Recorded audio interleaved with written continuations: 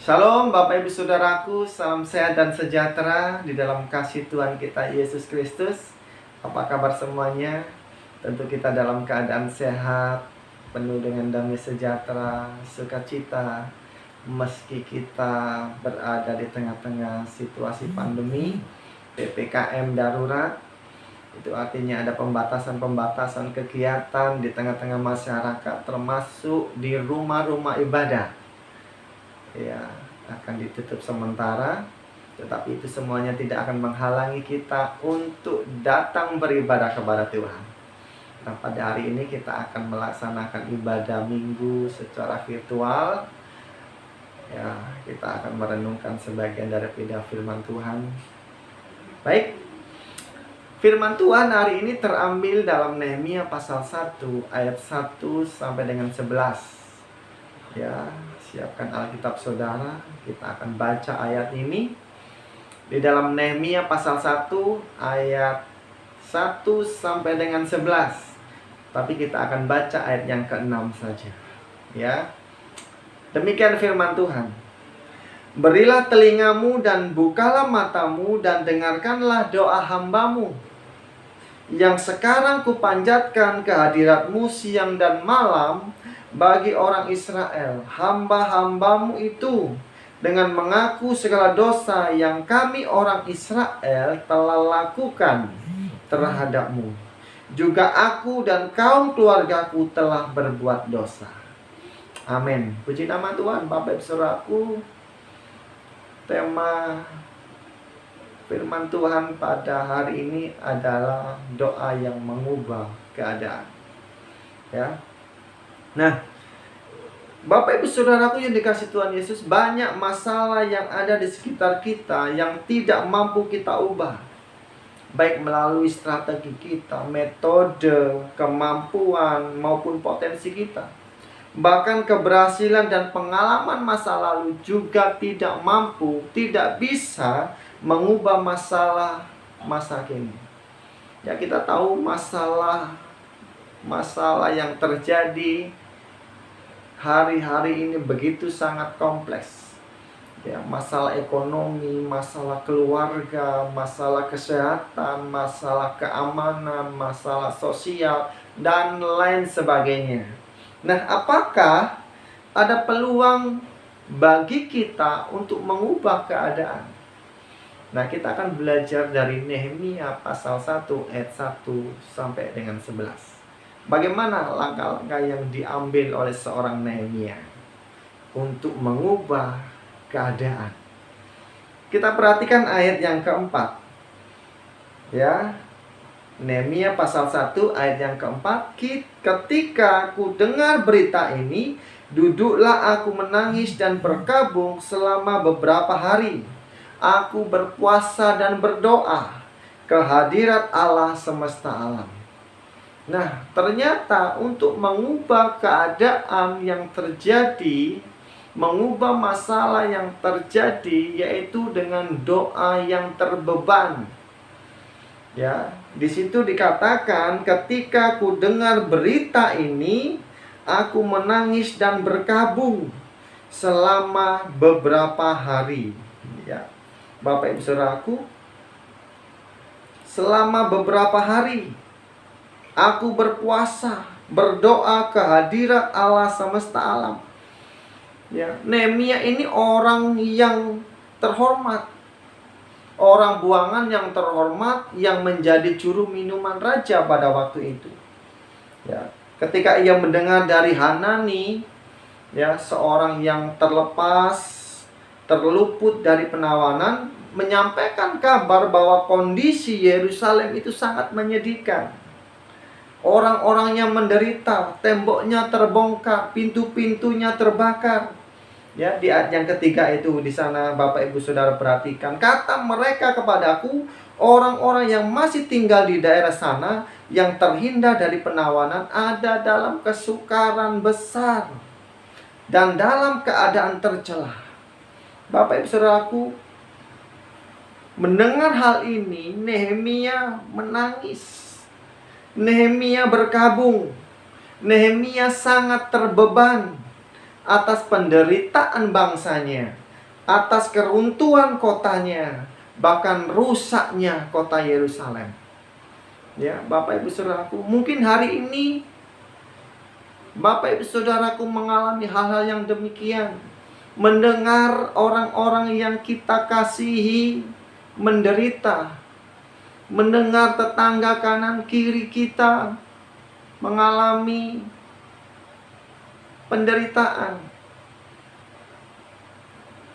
Mungkin dalam pelayanan pengiringan kita mendapatkan satu masalah pergumulan. Dalam pekerjaan kita, keluarga kita, dan lain sebagainya.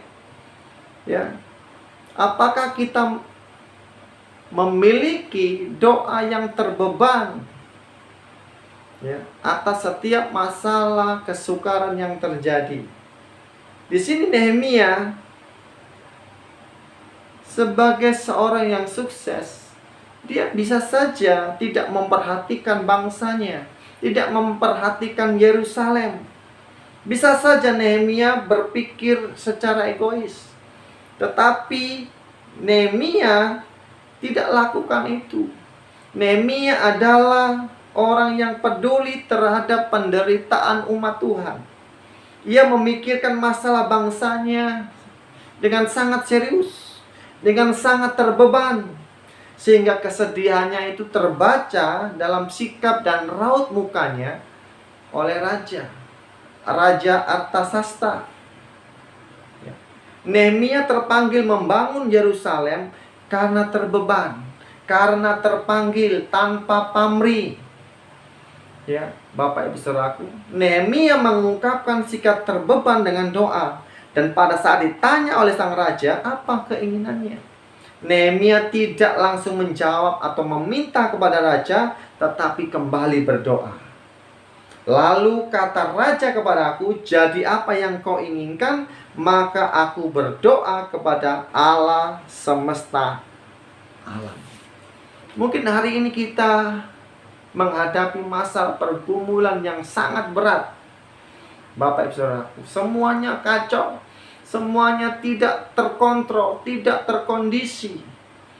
Ingat Bapak Ibu Saudaraku, kita punya Allah semesta alam yang sanggup mengadakan segala perkara dalam kehidupan kita, yang sanggup memulihkan keadaan kita. Cuma masalahnya apakah kita punya sikap doa yang terbeban? Ya, seringkali dalam kehidupan kita, kalau kita tidak punya beban, ya, tidak punya beban, maka doa kita tidak serius. Ya, tidak ada doa yang serius kalau kita tidak memiliki rasa beban dalam masalah pergumulan kita. Ya, seringkali doa-doa kita hanya formalitas, hanya rutinitas saja.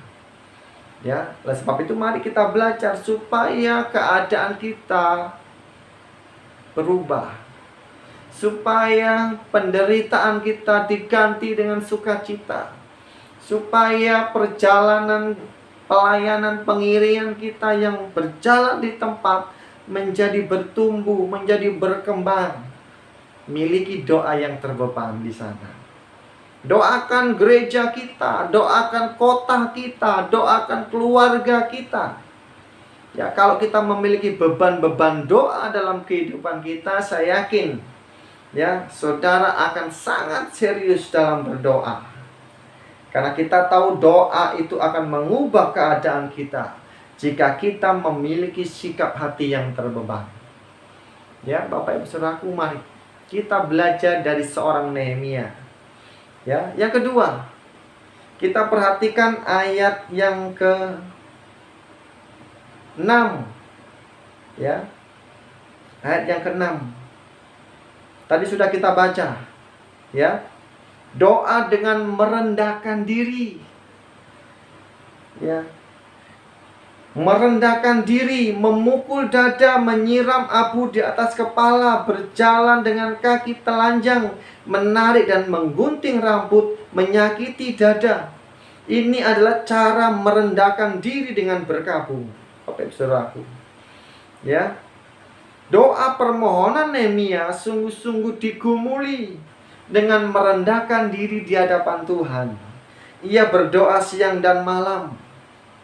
Bapak Ibu Saudaraku, ya saudara pernah melihat ketika seseorang berdoa dengan menggebu-gebu, ya, dengan bertele-tele, ya, kita sering berpikir ini doa apa khotbah begitu ya.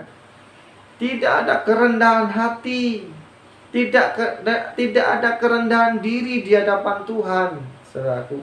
Padahal kalau kita melihat dalam perjanjian lama, ya, Kejadian ataupun di dalam kitab Samuel, ya, cara-cara yang dilakukan untuk merendahkan diri seperti menggunting rambut, berkabung, ya, lalu menyiram abu di atas kepala. Ini bentuk-bentuk merendahkan diri di hadapan Tuhan. Bapak Ibu Saudaraku, Nehemia sebenarnya layak sombong, ya, layak, wah, gitu kan. Karena apa? Karena ia berprestasi di negeri orang lain. Ya, semua prestasi dan kejayaannya harus ditanggalkan tatkala ia berhadapan dengan Tuhan. Tidak ada lagi yang bisa dibanggakan ketika berhadapan dengan Tuhan. Nehemia merendahkan diri. Dalam doanya ia memohon pengampunan atas dosa-dosanya, baik dosa secara pribadi maupun dosa bangsanya. Nah, Bapak Ibu Saudaraku, ya, jauhkan kesombongan dalam kehidupan kita. Tidak ada faedahnya kita menyalahkan orang lain. Tidak ada faedahnya menyalahkan siapapun. Tidak baik menyesali kegagalan dan masalah di sekitar kita. Ya, marilah kita berdoa dengan merendahkan diri di hadapan Tuhan. Ya, mungkin dalam pelayanan, pengiringan kita kepada Tuhan, ataupun dalam pekerjaan kita, dalam kita bermasyarakat, kita merendahkan diri di hadapan Tuhan. Hari-hari ini kita diajak untuk berdoa bersama-sama, ya, doa bagi bangsa, doa bagi kota, doa bagi gereja, doa bagi penginjilan, ya, Bapak Ibu Saudaraku. Berdoa dengan merendahkan diri di hadapan Tuhan. Ini langkah Nehemia untuk mengubah segala keadaan. Yang terakhir, Bapak Ibu Saudaraku, doa dengan berusaha. Ayat yang ke-11, di situ dikatakan, ya Tuhan, berilah telinga kepada doa hamba-Mu ini dan kepada doa hamba-hamba-Mu yang rela takut akan nama-Mu, dan biarlah hamba-Mu berhasil hari ini dan mendapat belas kasihan dari orang ini. Ketika itu aku ini juru minuman raja. Nah, doa dengan berusaha, ya, Nehemia mengharapkan satu hal, yaitu keberhasilan. Ya, Bapak Ibu Saudaraku, kita semuanya mengharapkan keberhasilan. Tetapi untuk berhasil diperlukan doa dan usaha. Orait labora. Ya, dalam rangka berusaha, Nehemia menggunakan semua potensi, semua strategi yang ditopang, yang didukung dengan doa. Ya, kita tahu pasal 11 ini, pasal ayat 11 ini berusaha memanfaatkan potensi. Ketika itu aku ini juru minuman raja. Artinya apa? Artinya kedudukan, jabatan adalah sebuah akses hubungan yang lebih luas untuk mengerjakan sesuatu yang lebih dahsyat. Ya, kalau Bapak Ibu Saudara punya kedudukan, punya jabatan, mari manfaatkan potensi itu, ya, untuk memiliki akses hubungan yang lebih luas, sehingga yang kita hasilkan, yang kita dapatkan tentu lebih besar, Bapak Ibu Saudara, karena kita menggunakan potensi kita. ya, dalam hal kedudukan dan jabatan. Yang kedua adalah berusaha menggunakan strategi. Setelah raja memberi kesempatan kepada Nehemia, ia memakai strategi, memohon surat rekomendasi atau surat jalan agar para bupati-bupati yang ada di wilayahnya akan dilewati untuk memperlancar tujuannya. Kalau Bapak Ibu Saudara aku membaca tentang Nehemia ini, ya, kitab Nehemia ini saudara akan mengerti maksudnya. Ya, memperlancar tujuan. Pasal 2 ayat 7 dan 8. Ya. Bapak Ibu Saudara aku menggunakan strategi. Dia menggunakan kesempatan yang baik untuk membuat surat jalan agar para bupati yang ada di wilayah ini memberi akses jalan menuju ke Yerusalem. Yang selanjutnya berusaha dengan kerja keras. Ya, Nehemia menghadapi banyak tantangan. Dari Sanballat yang menolak Yerusalem dibangun kembali. Ya, pasal 2, pasal 6 di situ Bapak Ibu bisa perhatikan di sana. Pasal 6 ayat 1 sampai 19 mendapatkan penolakan, mendapatkan tantangan, ya, mereka yang menolak untuk Yerusalem dibangun kembali. Lalu Nehemia mengandalkan doa. Pasal 4 ayat yang ke-9, dan siap berperang. Ya, inilah berdoa dengan berusaha. Berdoa dengan berusaha. Yang terjadi adalah hasilnya pekerjaan itu selesai dan seluruh cita-citanya berhasil. Ya, pasal 7 ayat 1 di sana. Ya, Bapak Ibu Saudaraku, untuk mengubah keadaan diperlukan doa dan usaha. Tuhan adalah sumber mujizat, tetapi tidak berarti kita pasif. Kita harus berusaha sesuai dengan panggilan kita, usaha bekerja lebih keras, melayani lebih baik, mengampuni dengan tulus, mengasihi tanpa pamrih, dan lain sebagainya. Ya. Oleh sebab itu, mari kita belajar hal ini. Ya, suatu tindakan keliru bahkan mencobai Tuhan jika kita hanya berdoa tanpa mau berusaha. Berdoa terus, berdoa terus, berdoa terus, tidak mungkin, ya, makanan turun dari langit. Ya, tidak mungkin rezeki turun dari langit ada di depan kita kalau kita tidak mau berusaha. Ya, sangat mustahil sekali. Itu artinya kita sedang mencobai Tuhan. Ya, Bapak Ibu Saudaraku, oleh sebab itu mari doa dapat mengubah keadaan, sudah terbukti dalam kesaksian. Nehemia, ia berdoa dengan terbeban atas keadaan bangsanya, disertai sikap merendahkan diri di hadapan Tuhan, dan berusaha menggunakan potensi serta strategi secara maksimal. Pada akhirnya segala cita-citanya berhasil. Doa kita juga dapat mengubah keadaan kita. Haleluya, saudaraku. Tetap semangat meski ada banyak masalah-masalah yang ada di sekitar kita. Ada banyak masalah-masalah yang ada di depan kita. Kita percaya doa yang mengubah keadaan kita sanggup kita miliki dalam kehidupan kita. Puji nama Tuhan. Tuhan Yesus memberkati kita. Amin.